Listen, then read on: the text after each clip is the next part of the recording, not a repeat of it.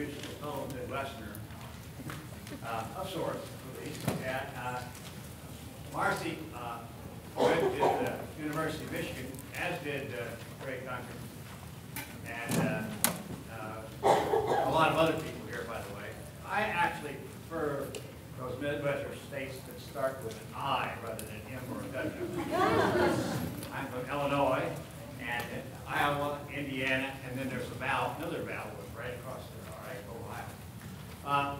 But she escaped the Midwest for a little time and spent some time doing research with Sarah McClanahan at Princeton University, and spent some time in the School of Social Work at Columbia, and then returned to the Midwest to the University of Wisconsin, where she is professor of sociology, and she works with the Poverty Institute there, and she also, just in August, is going to take a position as the director of the Center for Demography and Ecology.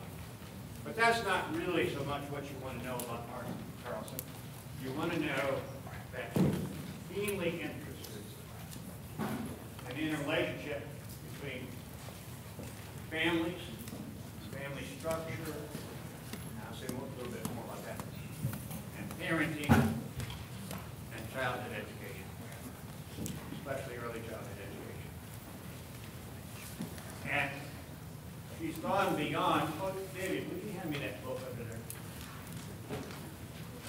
She's gone beyond the typical interest in families like single parents versus married couples, and so on. That distinction, even beyond cohabitation, to look at complex families. And she's been working for some time on these issues of very complex families, which go well beyond the typical distinctions that we sometimes think. And she's written a lot of material on that, and she's also edited with Dan Meyer at the University of Wisconsin this book entitled Family Complexity, Poverty, and Public Policy.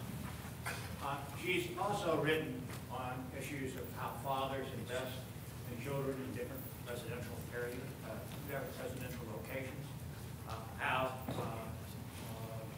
young mothers, whether they're educated or not, makes a difference, how separated parents deal with raising children, how the differences between stable family, married couples and stable cohabitating couples. So she's dealt with the complexity of the family and then the intersection with public policy on that. And the fact of the matter is, whether we like it or not, we are dealing with those complex families, and we have to know how public policies has a bearing on those complex families, right? And then how that bears on parenting, and how that bears on childhood education, which we're all about now. The long and short of this is we have a lot to learn from Marcia Carlson. Thank you.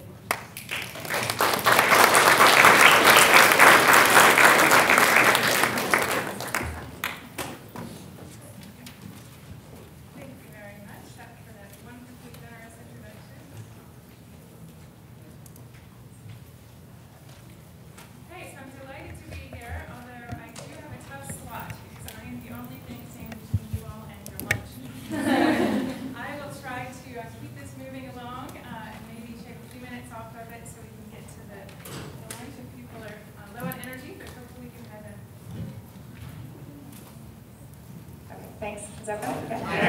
Great. Okay. So as I said, I'm standing between you and lunch, so I'll try to keep moving along here. I'm a family sociologist and a demographer. So my role here today is to really talk about kind of the big picture, what's been happening in terms of families and family change, and the growing inequality that we've seen therein. In other words, what's the context in which children are being born today? And as I tell my students oftentimes, the ultimate lottery in life is which parents you will be born to, right? None of us chooses our parents, and yet the family has a huge impact on how your life is going to play out. So to the extent that we say our children are our future, the future right from the start is really shaped by parents and families. And so I want to kind of explain some of what's been happening with respect to families. Okay, so as I say here, a couple of things related to how families are important for child well-being and especially for literacy. I focus here. Parents are obviously children's first teachers. That came out in the talks earlier today. That the parents are the ones that right from the very start care for this dependent human being. Humans are uniquely dependent compared to other species. We require a lot of investment in order to be able to be independent and hopefully eventually go on to be self-sufficient adults. So when we think about families, we're thinking about both who is there, who's in the family, who's in the household, and then what can they contribute? What's the quantity and quality of their investments in children? And some issues that we'll talk about a little bit more, instability and complexity, really blur the lines of responsibility for children and likely decrease investments overall that we think are important for children. And then as we've seen and heard already, achievement gaps are already present by school entry and they persist. And that highlights, I think, even more the importance of family and kind of what happens in these very early years. We've already heard mention of James Heckman a few times, and I'll show you one figure from his very well-known science piece that was thinking about early achievement and kind of when we want to invest. And we can see, as he said in the piece, early family environments are major predictors of cognitive and non-cognitive abilities. This is showing the average percentile rank score on a math test, which was the one in the paper. And you can see here that these are score percentiles by income quartiles, right? So taking the income distribution and dividing into fourths. And you can see here that at age 6 already there's a dramatic difference between those at the bottom, those in the next quartile, the third quartile, and then the top. And as it goes over time, not only do schools not shrink the gap, but the gap seems to increase as time goes along, shown here through age 12. So when we think about families, right, we think about families and all the other things that kids get from 0 to 5 or 0 to 6 when they start school. Families are a big part of how life plays out, both in terms of who's there, the money they have, the access to social networks. They shape the lives fundamentally of those kids.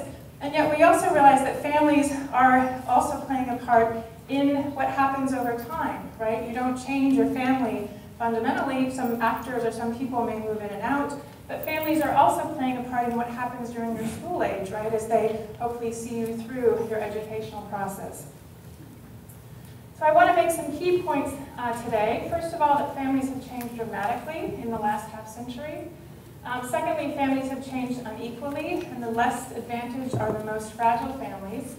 And I want to talk a bit about these high levels of instability and family complexity, and then raise what I think are some concerns and questions we might have about parental investments, especially in terms of time and money, which are kind of two key kind of baskets of what parents and families provide, and talk about child well-being.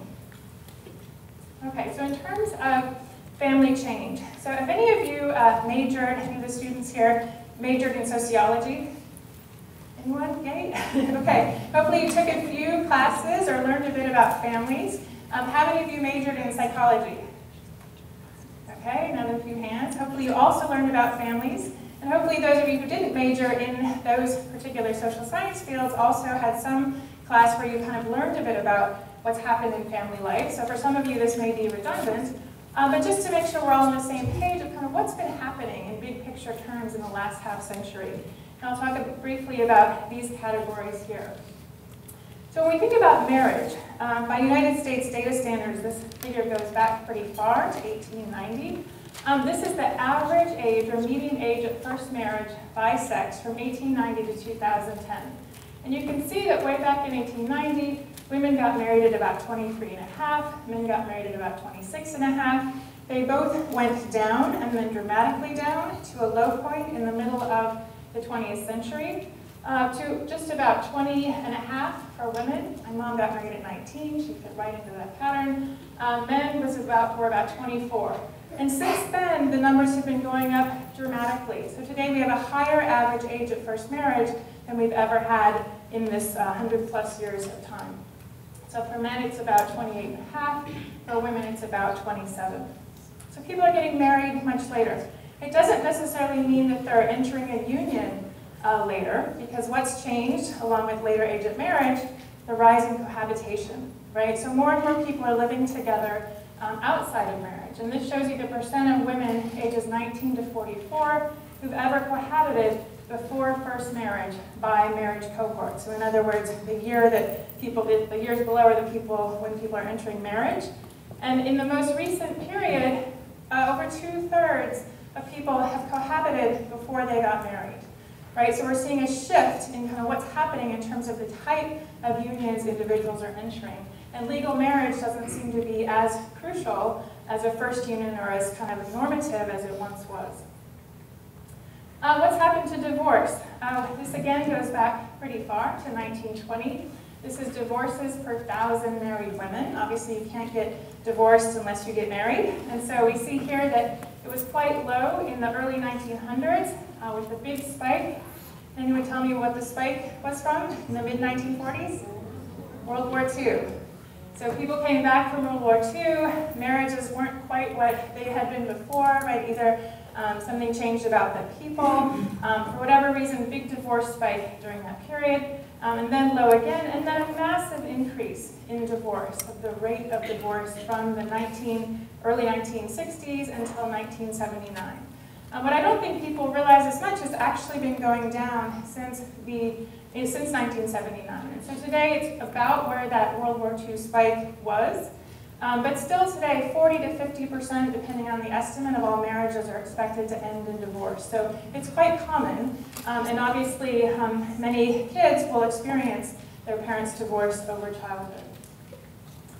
What about the fertility rate? That's one thing that hasn't changed too much, at least in the recent period. So we had, in 1911, it was about 3.5 kids per woman. So this is the total fertility rate, the number of children per woman.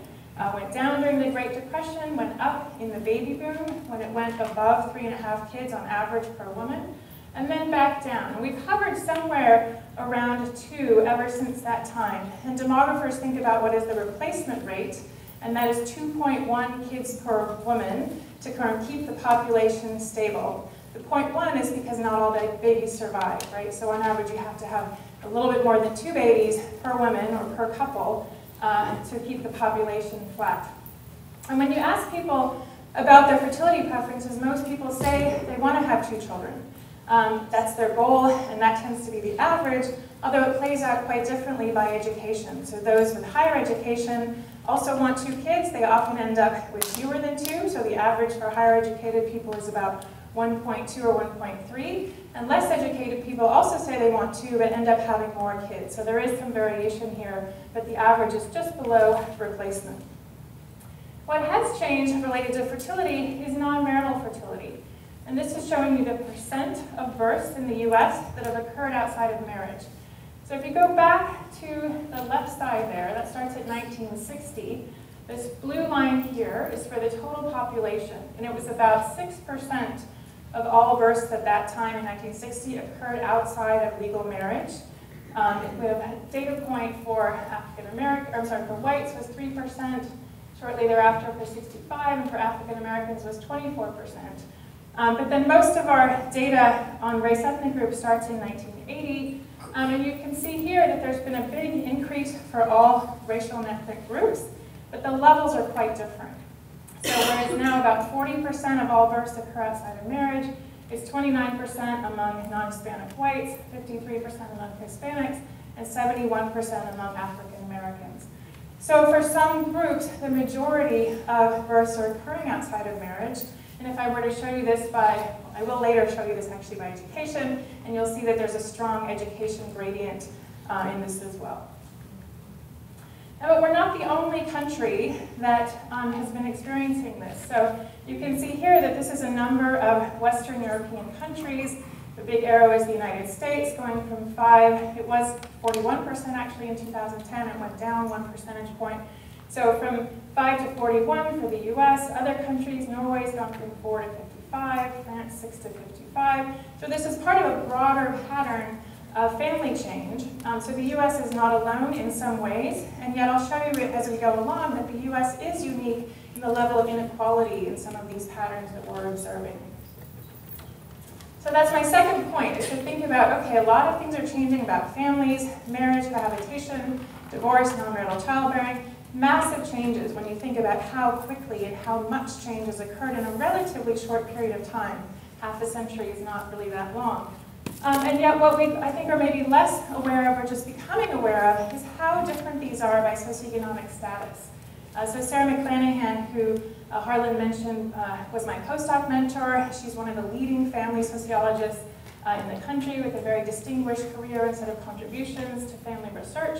And she talked about in 2004 diverging destinies in children's family experiences over time as a function of parents' socioeconomic status, which we usually are often in this research measured by education or by income. So what we've found through a whole bunch of different studies, including some of hers and other people, is that higher educated people, especially those with college-educated parents, or the people who have college education, are more likely to get married and stay married, not get divorced, to have children within marriage, to have children at older ages who are intended or planned children, and to not have children with multiple partners. And obviously the inverse of that is those with less education, especially less than high school degree, but many things, there's kind of an educational step-by-step gradient, are going to do the opposite, right? And I'll show you some of that in a few minutes.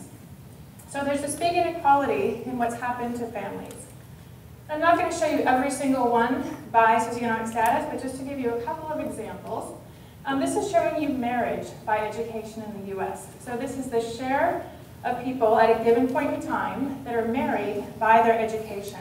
So hopefully you can get used to this idea, because I'm going to show you a few slides with these different education categories. So on the left side is high school degree or less, the middle is some college, and on the right is college or above. And the dark blue or green is 1960, and the lighter green is 2010. Right, so just 2 time points, 1960, 2010, by these 3 education categories. And if you focus your eyes on the dark green, you can see that in 1960, most people were currently married. It was between 69% and 76%. And then when you look at the lighter green, you see that it dropped a lot for the lower educated groups. It also dropped for the college educated, but not nearly as much. So 64% compared to 47 to 48%. When you think about divorce, here again I have some education categories. Here, no high school diploma is pulled apart, that's the darker bar. High school diploma or some college is the middle, and a college degree or more is here in the white. And what you can see, if you look at these 3 categories in the 1960s, so these are marriage cohorts when people first got married, you can see that in the 1960s, the likelihood of divorce within 10 years of getting married was going up for everyone, right? So see how the black bar is marching up here from the 60s to the 80s, the gray bar gets higher, and the white bar gets higher until the late 70s, right? So during those first 4 bars, it's getting more common for everyone to get divorced. But something changes here in this period, where then those with the college degree, the risk of divorce gets lower, whereas the risk of divorce gets higher for the least educated and stays about the same for those in the middle category. So there was this divergence that happened. So now the people with more education or kind of more socioeconomic resources are the least likely to get divorced than relative to their less educated counterparts. When we think about non-marital childbearing, right, I told you 40% of all births now occur outside of marriage. If we break this down, again, by these educational categories, the blue is less than high school, the red is high school or some college, the green is college grad, and the purple is everyone, right? So I showed you that the line was going, this is a 2010 number, so it's about 41%. But this green line at the bottom, the college grads, most people in this room, very unlikely to have a birth outside of marriage, about 9%. Compared to more than 2/3 of those with less than high school education, right? So this is not something that's happening uniformly across the population. It's happening in very specific socio-demographic contexts. And I was interested, a couple of years ago, I was lucky to spend some time in Paris. Like Marianne, I spent a year on sabbatical, and I became more and more interested in what was happening in other places. And so the same figure that I just showed you, there was a lovely paper that came out in 2010, and I put these figures together from that data to look at the same thing, right? Is there this gradient that persists in other European, or some of these European countries compared to the US, right? So again, here's the US. We have very flat growth in non-marital childbearing for the highly educated, a big increase for the less educated. And when you look at France there on the left, Italy, the Netherlands, Norway, Russia, UK, sort of 6 examples, you really don't see near as much of a gradient except for the UK, where the lower educated is taking off, much like it is, even more so actually than the US. But these other countries, the growth seems to be happening much more in tandem for the different education groups, again with this exception here.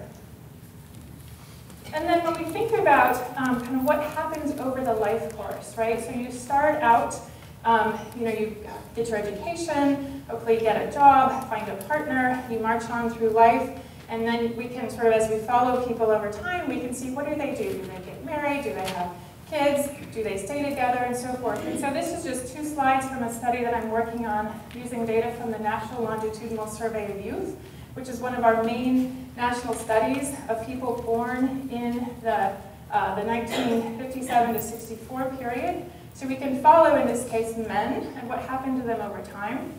And what we found was that 36% of men got married, had kids within marriage, and didn't get divorced by the time their youngest kid turned 18. So this is sometimes what's called the package deal. You have the union, the partnership, the marriage, and you're a parent, and it all seems to work together, and you stay together.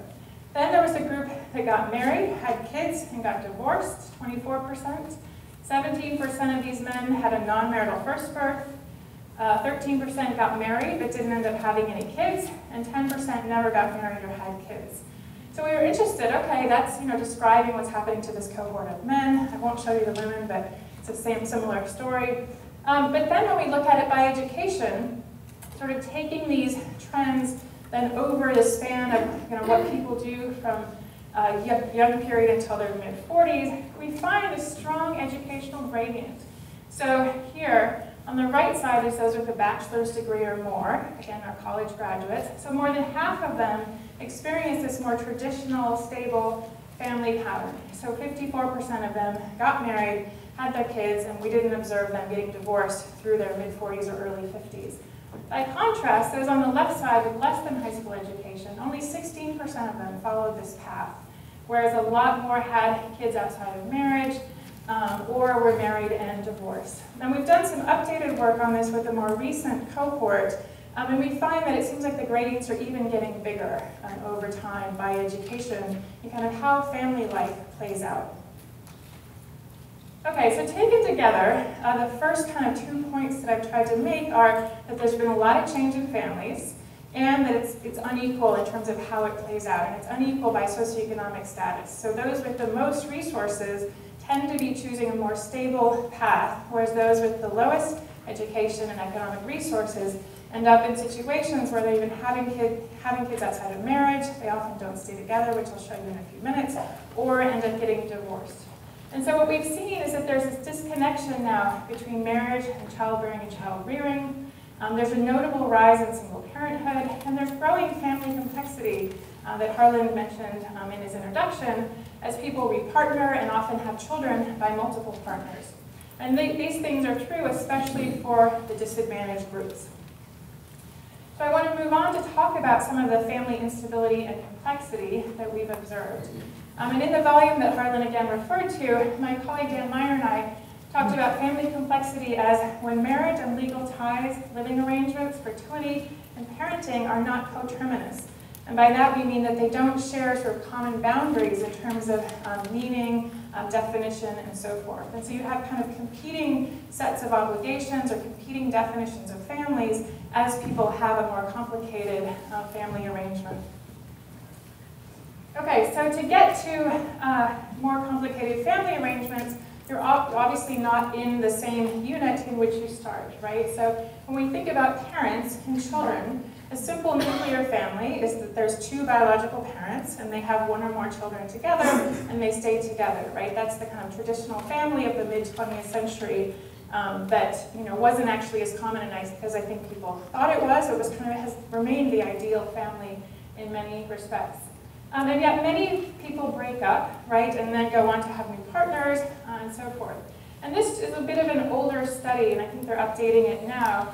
But this shows you that in the United States, the percent of people that break up by the time their child is age 15 is notably higher than at least this series of Western countries that was in this particular study. So for those who start out in a married relationship, by the time the child was 15, 35% had broken up. And they don't have unmarried here overall, but they do have cohabiting, and they find that 78% had broken up. And those bars within color and in general are much higher than these other countries shown here: Norway, Sweden, Hungary, France, Finland, and Austria.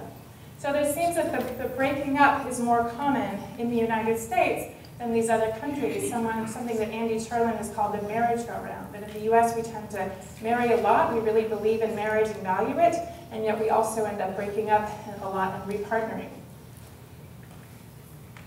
So this is a more recent cohort of urban non-marital births. So this is a study I was lucky to be part of at Princeton University that Sarah McClanahan and her spouse, Irv Garfinkel, also a well-known professor, started the Fragile Family Study. And so they found that at the time of an urban non-marital birth, about half of parents are living together.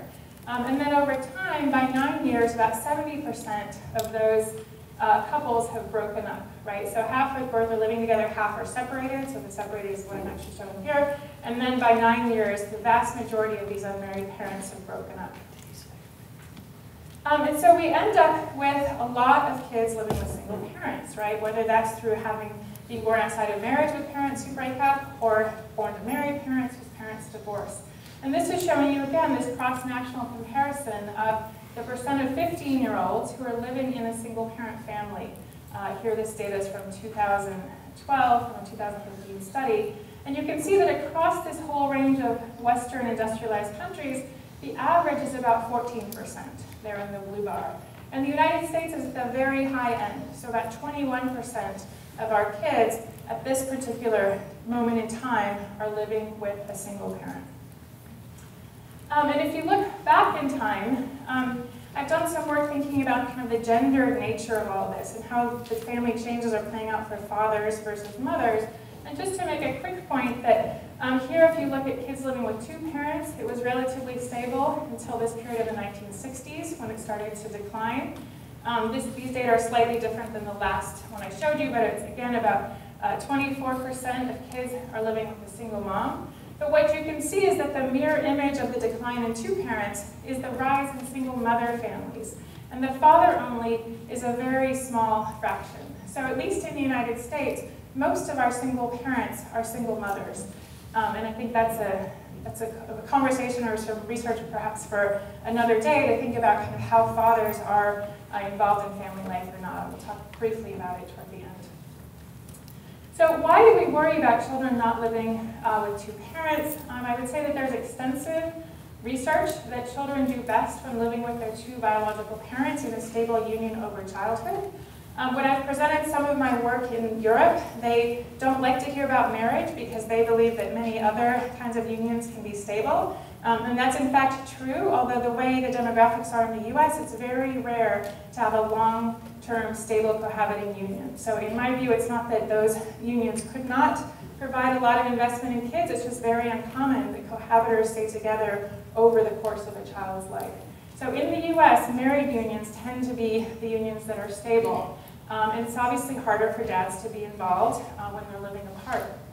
So two-parent families are associated with better cognitive outcomes, higher educational attainment, better behavioral outcomes, lower crime and delinquency, greater earnings, income, and social mobility, and so forth. So it's really something about the investment of the two people and the stability of that investment over time that seems to predict good stuff and good outcomes for children. And here's just one example. This is a math test. I tried to find a figure for a reading score, but this particular author showed the math because she said it's easier to compare cross-nationally with the math scores. But you can see here that achievement difference between students from two versus single-parent families is shown here on the left, right? So this is the achievement that's unadjusted. These are standard deviation points, so it's about a fourth of a standard deviation between 15-year-olds living with single versus two parents. When you control for some background factors, that difference shrinks. And then when you look at this really important variable of how many books you have in the home, which is obviously highly related to literacy, as we've been talking about during the day, it shrinks to less than half, although it still exists. So the US, it's about 10 points, slightly higher than the average. But across most of these countries, there is some sort of a gap between kids with a single parent versus two-parent home. And so when we think again about family stability, just to point out again this important difference by education and the extent to which the United States is unique. So this is some work I'm doing with some colleagues at the University of Wisconsin-Madison. And here we've had low education. It's the same categories as before. Less than high school on the low end, medium is high school and some college, high is having a college degree. And what this is showing you is the likelihood of living with your two biological parents, regardless of marital status, but living with your two parents through age 15. And so you can see that in most countries, the green bar is lower than the blue, which is lower than the purple, right? Which shows that there tends to be this educational gradient. The more education you have, the more likely you are to live with your two biological parents for a longer time, right? This is years from 0 to 15. But one thing to note over here in the United States, the bars are in all cases lower than the other countries. Here, this is the countries we had data on, so Spain, Russia, Romania, Poland, Norway, Netherlands, you can see the rest. But what you notice that here, the children in the US with highly educated mothers spend 4.2 more years with their biological parents than those with less educated mothers. This gap here of 4 years. And the gap in all other countries is just over 2 years. So we have not only the lowest level, average level or amount of time you spend with two parents, but we also have the greatest gap by education, if that makes sense. Right, so more difference by education in the US than in these other countries where the gap is there, but at a much smaller scale. Okay, so after, part of it, family instability is breaking up and then repartnering. As I said earlier, the US, we're quite optimistic about new partnerships, right? So we believe that we can find another partner, we have to re-enter partnerships. So about almost half of parents who separate will enter a new union within 3 years in the US. Again, that's higher than in all of these other countries. Italians seem especially pessimistic about getting a child, I'm not sure why. But in the US, we're very optimistic, right? We believe that we can find a new partner, we want to sign on again. And yet the reality is that often these new partners don't last, and especially when you start out from a non-marital birth, it's very unlikely that that new partner is going to stick around for a very long time. So for 5 years after an unmarried non-marital birth, over a fifth of urban mothers have a new partner. And when that happens, the biological fathers often intend to stay involved. They talk about how they want to be involved, they want to be there for their child. But the complexity makes it hard for them to stay connected. And so when they have new partners and when the mothers have new partners, oftentimes the biological father's involvement with children will diminish. And these new partners, which sometimes we call social fathers, right? These men that are now partnered with mothers and might take on a fathering role with the kids, they're often highly involved. But the question is, do these relationships last over time? And there's not very much reason to think that after that relationship ends, or when it does, that that man will stay involved with the child's life, to whom he has no connection except being the ex-partner of the child's mother. Okay, so when we think about this family complexity then, part of what I'm interested in, as Harlan said, is thinking about what goes on when we have breaking up and repartnering and people having new children, and you end up with families that aren't sharing this sort of unit or don't have a coterminous boundary. So if you think about sort of broadly two pathways to family complexity, you might have a birth to a single mother, you might have a birth in a union. So for here I'm setting marital status aside. If the child's born in a union, those parents might separate. And the single mothers might find a new partner, right? So some of them are obviously involved with the partner at the time of birth, but as I showed you, the vast majority of them will break up by the time the child is age 9. And then of the union couples who separate, they also might repartner. Then there might be a new partner birth, and this is then what we think of as complex families, right? So you have a child, from my definition, it's a child then being born or having children with more than one partner. So another way to look at this, sometimes this is called multi-partner fertility. So on the left, I'm showing you a non-complex nuclear family. So if you think of that blue mother with a yellow father, and together they have 2 green children, right, who live in their household. And so the arrows there signify a biological tie. The father is the biological father of both of the green circles, and the mother is as well. So that's the sort of traditional nuclear family with a household boundary around the outside. So when the father has a child by a new partner, that means that there was a previous mother with whom he had a child, and now he's had a child with a second partner, kind of the partner that we're thinking about that's still together, but hopefully he has a relationship with that child who lives in another household, who by all likelihood is going to be living with the mother. And then these are 2 half-siblings here. Those are 2 half-siblings that hopefully also have a relationship, right? But already you have 2 households involved with these joint children, and you have a prior mother involved in some, hopefully, coordinating parenting and so forth with the child. So when the mother has a child by a new partner, because of the fact that most single parents are moms, it's likely that both of her children are going to be living with her. So these are her 2 biological children, and this is the child she had with this father, and he has a non-biological relationship with her prior child, and there's another father that in the best case is involved with that child's life. And then because, as I told you, many relationships often go on to break up, the way this might play out over time is that if a father has children by 2 mothers, he might be living with neither of his children, or he might be living temporarily with the child and then breaks up. And so he's potentially living by himself or with a new partner and coordinating relationships with 2 children in different households with different mothers. The mother, by contrast, is more likely to have her 2 biological children living with her and coordinating relationships with different fathers outside the household. So you can see that it can become complicated, and it raises a bunch of issues about kind of how we think about families and what families do and the investments that we want to get from families.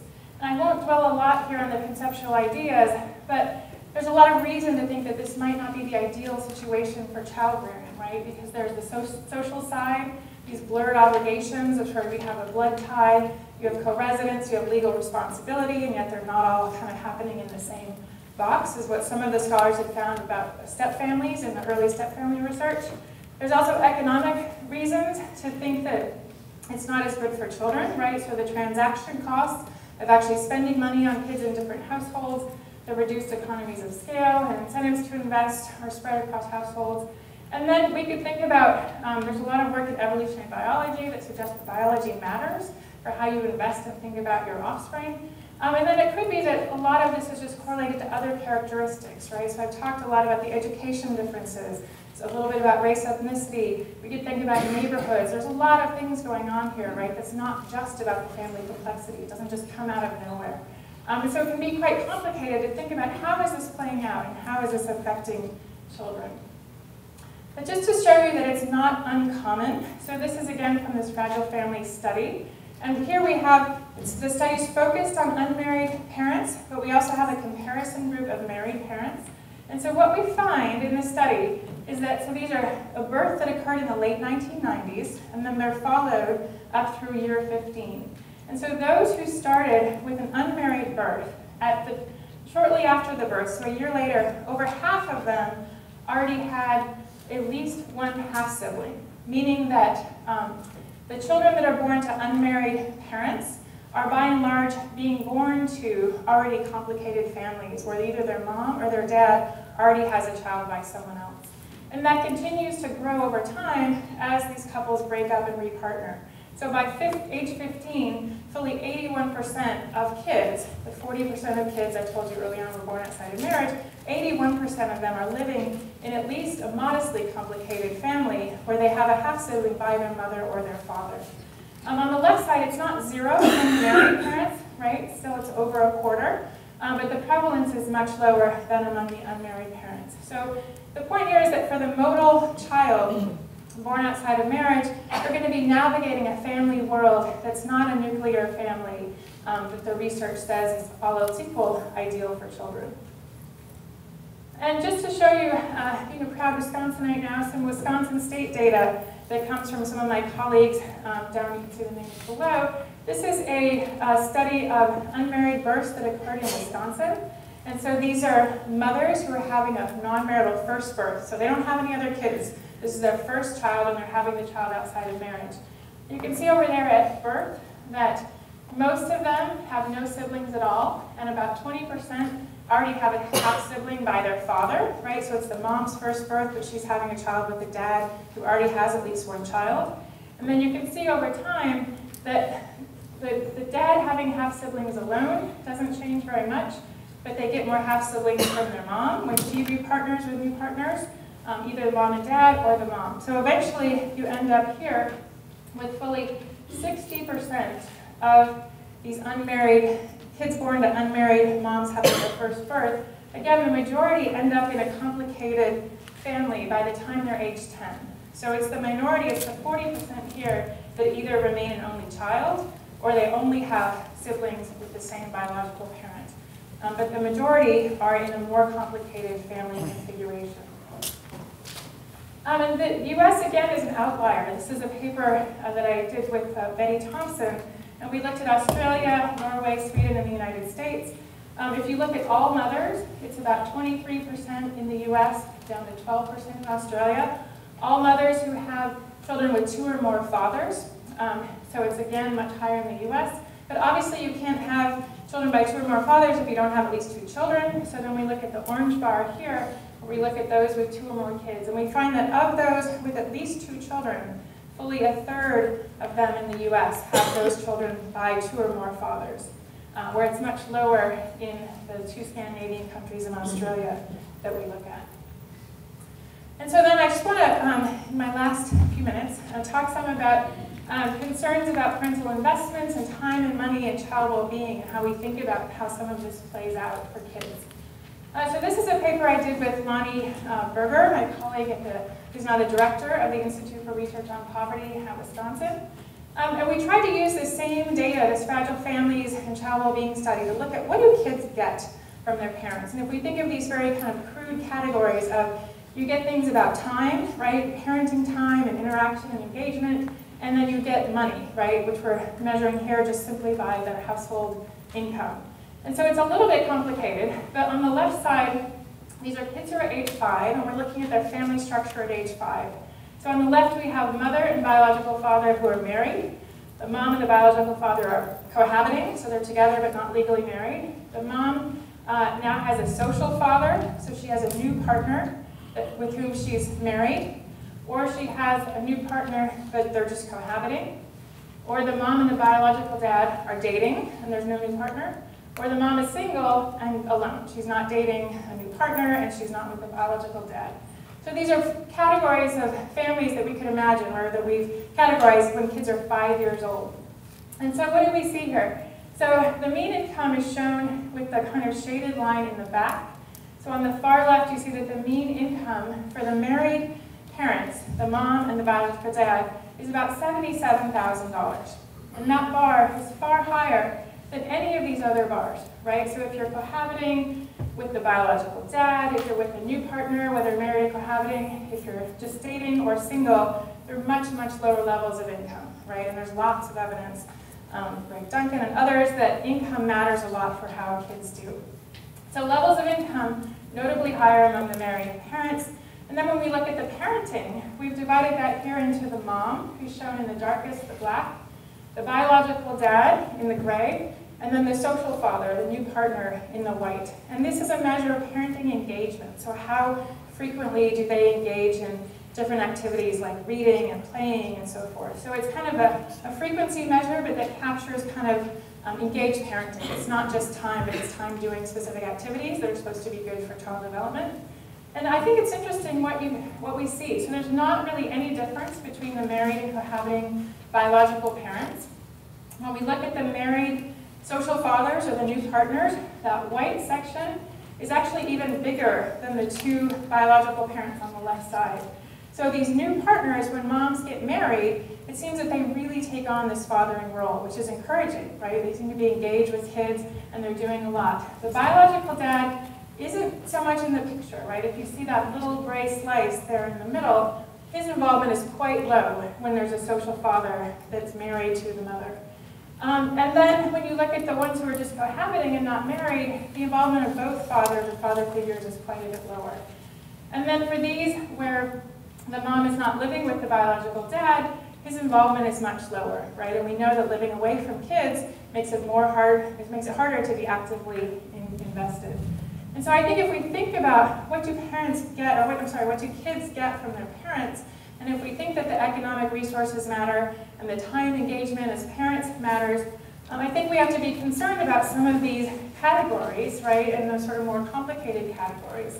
And if indeed this middle family, the married and social father married, mother and social father married, stays together, it could be very good for the child if the man continues to take on that kind of a role. And yet we also might think that ideally that child is also getting investment from their biological father as well. And I think there's a lot more work to think about how those things sort of interact. And then more specifically, when we think about biological father's involvement, this is going to the 9-year follow-up data. And what we see here, again, this is comparing the married parents of birth to the unmarried parents of birth in these different categories of how connected are you to your father. So do you live with your child? Did you see, does the father live with the child, saw in the past month, saw in the past year, not in the past month, and not seen in the past year, right? So the married parents, at 9 years, about 81% of them are still living with the child. Whereas those who are apart, the majority, 11 out of the 20-ish% there, saw in the past month, and a very small fraction had very little contact. But it's quite a different picture among the unmarried parents. Only 30% of them are still living together, right? I told you 70% had broken up before, so that's the inverse. About a third saw their child in the past month, 14% in the past year but not the past month, and then 24% not seen in the past year. And this will likely only go down over time, right, as the fathers become somewhat disconnected. And as you see, when the mom repartners, the biological dad doesn't seem to be highly involved. So to the extent that we care about, and as a scholar and sort of policy-related person with policy interests, I think we should care a lot about dads and what they're doing for kids. I think this raises some concerns about the investment of dads. And then, not surprisingly, this is from a different data source, but just to confirm that indeed, when you live with your child, you tend to be involved a lot more, right? So this is from a Pew study, from a sort of national survey. And of those dads who live with their child, 93% say that they talk every day about the child, talk about the child's day. 94% have a meal with the child. 63% help with homework, and so forth. And the levels are much, much lower in terms of participating in each activity at least several times a week for the dads that live apart, right? So it's just harder to take an active role in fathering or parenting when you don't live there, right? If you imagine reading a story to your child, if you're in the same household, you go up to the child's bed, you read the story, you put the child to bed, and there you are. If you live across town, it's a much bigger effort to get there for that bedtime moment. Okay, and I think my time is short, so I maybe should press on. Okay, a little time. There's two different kinds of fathers, I think, broadly speaking then. I think there's more we can say about this, but I think the research is suggesting that for the resident dads, when they have this kind of package deal of the relationship with the mom, they're actually doing more than they've ever done before. So the highly educated dads tend to be involved, tend to do all kinds of things, diapers, playing, driving, coordinating babysitters, things like that. And the time that dads spend with, married dads spend with their kids has gone up. Although it's still about half of moms, it's on the upward slope. Whereas for the non-resident, the low SES dads who are typically non-resident, it's often infrequent contact. They're often involved with unrelated children of new partners as they also try to remain involved with their biological children. And this book by Kathy Eden and Tim Nelson, I think, is a wonderful portrait of how this plays out with the title Doing the Best That I Can. Talks about how these dads want to be involved, and yet the complexities of life and the low resources often interfere with that. And just quickly, as we've tried to look, so this family complexity, how does it affect children over time? We're just at the beginning now trying to look at, is there evidence that it actually affects child well-being, right? There's reasons to think that it would, I think, but do we find that in the data? And this just shows you the externalizing behavior measures by this multi-partner fertility status, or whether you have kids by more than one partner, adjusting for a bunch of controls that I won't get into. But the kids where the parents have no kids by other partners, kind of the more simple family situation, they tend to have lower externalizing behavior than those who have more complicated families, although the gap narrows in time. And similarly for internalizing behavior, the orange tends to be better, although not necessarily different if your mom has a child by another partner, but if your dad does, you're a little bit more likely to show internalizing behavior problems. And then the cognitive score here, again, we see that the kids where they have no half-siblings tend to do somewhat better compared to the other groups. And I won't get into magnitudes and other things, but just to show you this is something, it's a work in progress. We're now starting to look at the 15-year data to see, is there a difference? And does it seem to matter for these kids? So I think in terms of implications, to wrap up here, what can be done? I think it's important to recognize the multiple sources of disadvantage in this situation. So low economic resources often is kind of central to what's going on. And yet the unstable, complex families are also an important piece. And I think we need to think about what does that mean in terms of what kids are getting from parents. And policies, frankly, aren't very well suited to dealing with diverse family forms. And I won't take time to go into what that means, but we often assume that the child lives full-time with a custodial parent, or we assume that there is only a single parent, and sort of dealing with parenting across households doesn't often go well with the programs that we have. And then when we think about policies, I think very broadly we can think about a couple of things, right? We could either try to change the families that we have or that we create, or we can better support the children and families that we have. And those aren't mutually exclusive, but I think policy is sometimes alternated between the two. So for example, changing family structure directly, we just spent a lot of money on something called the Building Strong Families program to try to encourage couples to work on their relationship, ideally get married, stay together, and the net result from that evaluation showed absolutely no effect. And I think most people feel that people should have the right to choose who they want to marry or not, and should not be kind of forced into something or incentivized into something. So I don't know if that's likely. Another thing that's actually getting a lot of attention now in the policy community is trying to reduce unintended fertility by, for example, long-acting reversible contraceptives. I'll make that point. It's something to think about. Like maybe we want to think about encouraging people to wait to have kids until they actually say they want to have them. So oftentimes, low-educated moms say that they would like to wait. And so maybe giving them a vehicle or trying to make that more simple is possible. And then I think a lot of where the conference is really focused is here, on how do we support kids, and what do we do, and what kind of programs, either for families in the early years, or in the kind of preschool education period, or thinking about the school age period. And I'm very excited to hear about Greg's work and others thinking about what are things that we can do and things that are successful. So I think I'll leave it there because I'm about out of time.